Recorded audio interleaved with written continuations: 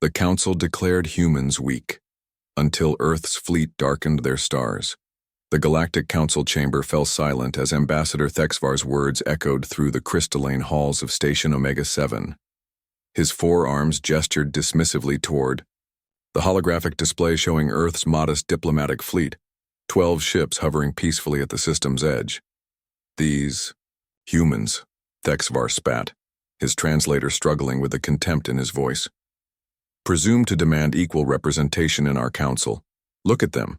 Barely a century since they achieved faster-than-light travel, wielding primitive fusion drives and kinetic weapons.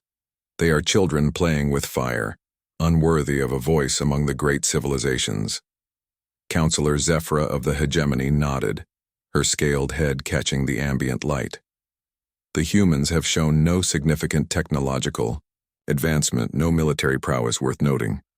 Their largest vessel is smaller than our patrol craft. Their biology is laughably fragile, added Representative Korth, his mechanical voice resonating through the chamber. Carbon-based, water-dependent, requiring specific atmospheric conditions. They cannot even survive in space without crude environmental suits. The vote was swift and unanimous among the 37 member species. Humanity's petition for council membership was denied. Earth would remain a protectorate world, its people confined to their small corner of space, forever relegated to the Yaimai status of galactic backwater. Ambassador Sarah Chen sat motionless in the observers section, her dark eyes recording every word, every gesture of dismissal. When the gavel fell sealing humanity's fate, she rose with quiet dignity. "You have made your position clear," she said, her voice carrying across the chamber despite its softness. "History will remember this day." The council members barely acknowledged her departure. 3 months later, the first reports began filtering in from the outer systems. Trade ships vanishing without distress signals. Patrol fleets finding empty space where colonies once thrived. The disappearances followed a pattern. A slow, methodical advance toward the Council's core worlds. "It's impossible," Thexvar declared during an emergency session. "Pirates, perhaps, or the Void Seekers have returned from dark space." But the truth revealed itself when the hegemony's first fleet, 300 vessels strong, went to investigate the Kepler 442 system. The fleet's final transmission showed something that defied explanation.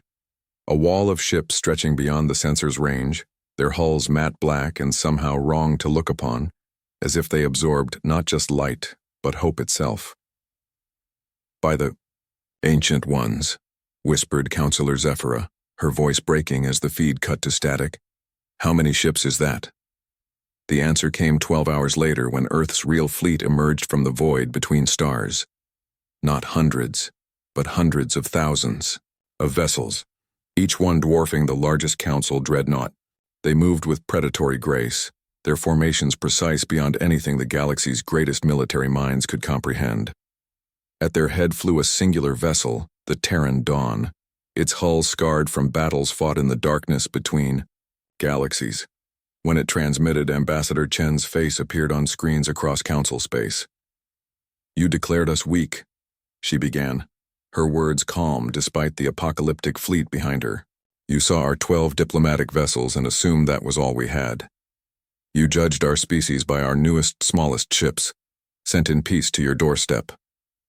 The camera pulled back, revealing Chen standing on a bridge that stretched beyond the horizon, filled with officers whose eyes held the weight of unnamed wars. "What you didn't know," she continued, "is that humanity has been fighting something far worse than your petty territorial disputes. While you squabbled over trade routes, we've been holding the line against horrors from outside this galaxy. The Devourers, the Shadow Fleet, the thing you call the Void Seekers. We've been keeping them away from your peaceful worlds for over 2 centuries. The fleet began moving, a tide of darkness that blotted out entire star systems as it passed. Our primitive ships were the ones we could spare, the ones we could afford to lose in your political games. But you've shown us that diplomacy is futile with species who mistake restraint for weakness. Council fleets mobilized across a dozen sectors, but they might as well have been trying to stop a tsunami with paper boats. Where they engaged the human forces, the battles lasted minutes. Weapons that should have been impossible carved through shields that had never failed.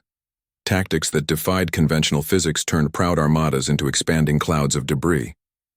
Please, Thexvar transmitted from his species' homeworld, his earlier arrogance replaced by desperate terror. We can negotiate, we can... You had your chance for negotiation, Chen replied. Now you face integration. The human fleet didn't destroy worlds, they transformed them. Council species found their planets enclosed in vast orbital constructs. Their populations relocated to secure habitats while human engineers worked with impossible speed to fortify entire systems. You want to know why we seem so weak, so fragile? Chen asked during her final transmission to the former council chambers. It's because we've learned that true strength isn't in the weapons you show your enemies. It's in the ones you never have to use. We hoped we'd never have to bring our real fleets home from the dark between galaxies. Behind her, through the bridge's vast windows, the Milky Way turned slowly. No longer a collection of squabbling civilizations, but a single unified fortress. The Devourers are coming, she said quietly. They've been following our fleets back from the void.